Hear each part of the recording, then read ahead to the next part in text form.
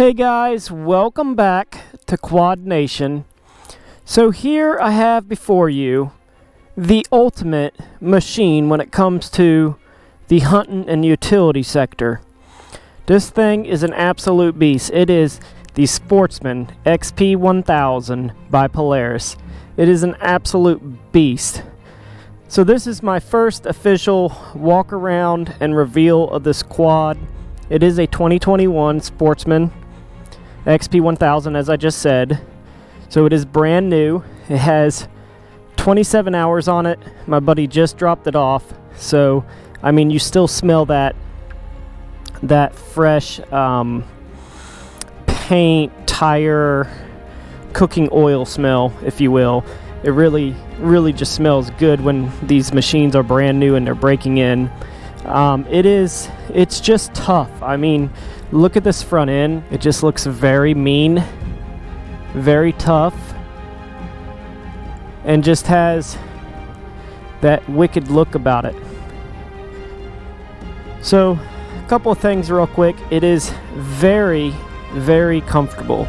This seat here is the softest material I have ever sat on. Also, the seat is shaped nice and contours around your legs, quite nice-like. The position of the quad and everything, the layout, it's very nice. Just, I'm 5'7", so you could be a bit shorter or a bit taller and it still be very comfortable.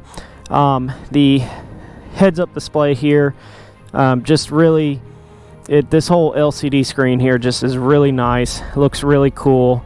You got a bunch of different lights and indicators, warning bells and whistles, but you got the 2x4. As you can see here, click it over, you're in. If you click it over, this button here, if you click it over once, let me go back to the middle. So if you're in 2x4, two-wheel drive, you click it to the right once, you go to all-wheel drive. If you click it over again, ADC, which I'm not even actually sure what that means. But either way, click it back to your left, all-wheel drive, click it back to the left again, 2x4. You can also change the mode here to where it can display just your miles per hour, odometer, trip 1, trip 2, and volts, engine hours, and I believe that's probably service. But that's the temp of the engine and the RPMs, back to the RPMs. I like leaving on this because you can do RPMs and miles per hour. With the mode, you can change it to where you have RPMs, the temp of the motor, RPM and RPM. I'm not sure why you'd want double RPMs, because when the quad is running, by the way, so that way I can show this, let me go ahead and fire the quad up. You turn it as if you're starting up a vehicle, pull the lever end over here and turn it like you start a vehicle. Now once it's fired up, you can see the RPMs here, 1250, 1250, rev it up a little bit. Let me put it in neutral. By the way, it's high, low, neutral, reverse, and park. So just like that, pull it back once, you're in low, as indicated on here. One more time. It's a little sticky still, I think, because it's new. That's reverse, and then park. And then as you can see here, these are your RPMs, which they match. But then you go to your different mode, and that's the mode I like because it's miles per hour and RPM, so you get the best of both worlds. But if you wanted to see the temp of your engine again, you could keep it on that. But I like miles per hour, and then again you toggle through here, miles per hour, odometer, so it has 284 miles, trip 1, trip 2, volts, engine hours, 29 hours, and then service, I'm sure that's maybe the intervals of service.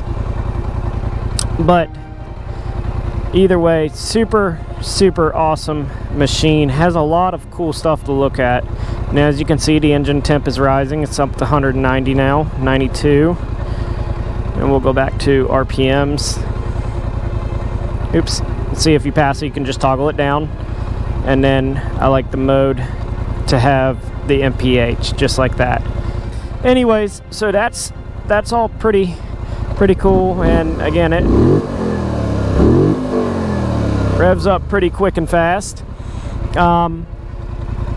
You obviously have to have your switch on over here, and if you want to shut it off, you can either push the switch over or turn the key off, just like that. But that's pretty much the basics of this quad. I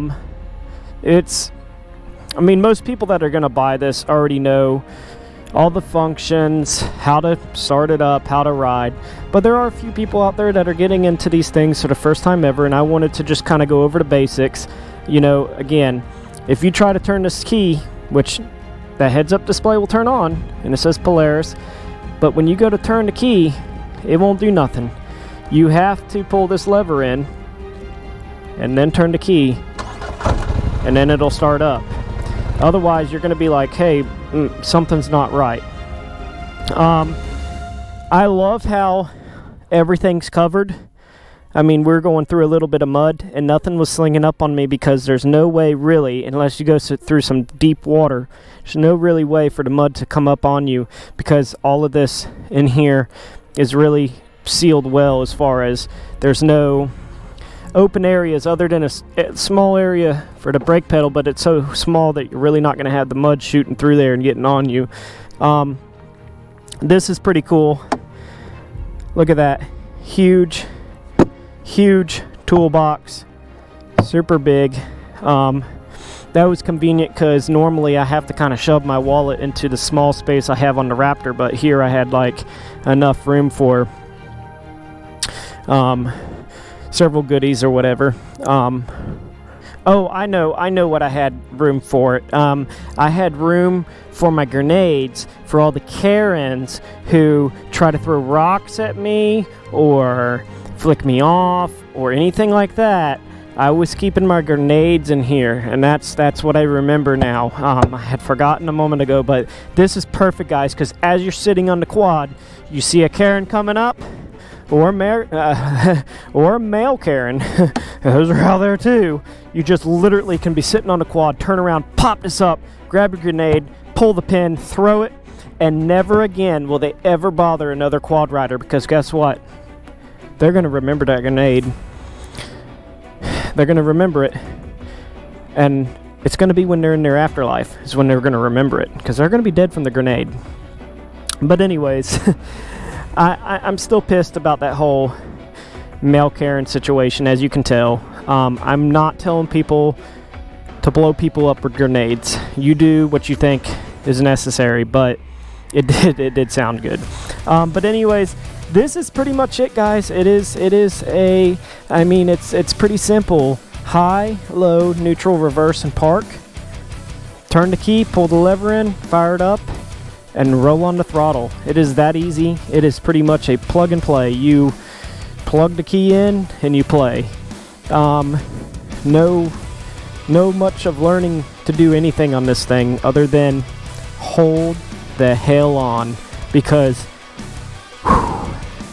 these things are much faster than I ever knew, ever gave them credit for. They are absolutely wicked. Just look at this quad, guys. Look at it.